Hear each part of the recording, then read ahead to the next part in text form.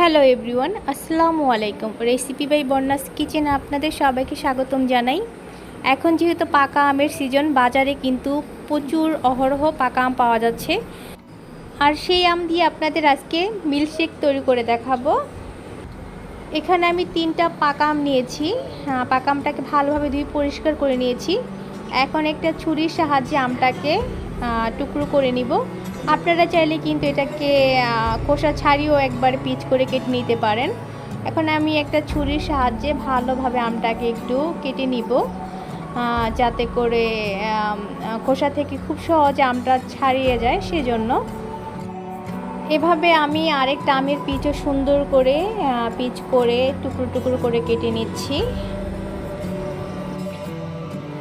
এখন একটি চামচের সাহায্যে আমের টুকরোগুলো আমি খোসা থেকে ছাড়িয়ে নিব। এভাবে কেটে নিলে কিন্তু খুব সহজেই খোসা থেকে আমটা ছাড়িয়ে যায়। এভাবে আমি দুটোটা টুকরো থেকেই আমগুলোকে ভালোভাবে ছাড়িয়ে নিয়েছি খোসা থেকে। আমার কিন্তু 3টা আমই লেগেছে।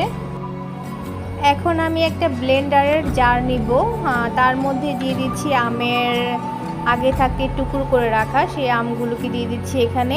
আর লাগছে আমার এখানে পরিমাণ মতো চিনি, আমি আমার পরিমাণ অনুযায়ী চিনিটা ব্যবহার করেছি। আর এখানে নিয়েছি 2 চামচ পরিমাণ ভ্যানিলা আইসক্রিম, আর নিয়েছি তরল দুধটাকে আগে থেকে জাল করে কিন্তু ফ্রিজে রেখেছিলাম ঠান্ডা হওয়ার জন্য। এখন একটু ব্লেন্ডারে ভালোভাবে এটাকে মিক্স করে নিব, যাতে একদম মিহি হয়ে যায় সে পর্যন্ত। আমার কিন্তু একদম জুসটা রেডি হয়ে গেছে। এখন আমি এটাকে পরিবেশন করে দেখাবো আপনাদের যে কতটা সুন্দর হয়েছে। আর বাসায় মেহমান আসলে, অতিথি আসলে এভাবে কিন্তু আপনারা ভালো একটা ফ্রেশ টাটকা জুস তাদের দিতে পারেন। এখন গ্লাসের মধ্যে আমি কিছু পরিমাণ আম দিয়ে দিচ্ছি, আর দিয়ে দিচ্ছি ভ্যানিলা আইসক্রিম। আইসক্রিমটা গ্লাসের চারপাশে একটু চামচ দিয়ে ভালোভাবে লাগিয়ে দিবেন, তাহলে জুসটা যখন ঢালবেন তখন কিন্তু দেখতে একটা সুন্দর লাগবে। সেই জন্য এখানে আমি কিছুটা পরিমাণ আইসক্রিম দিয়ে দিচ্ছি। এই তো জুসগুলো কিন্তু আমার গ্লাসের মধ্যে ঢালা হয়ে গেল। এখন এটাকে আমি একটু গার্নিশ করে নিব।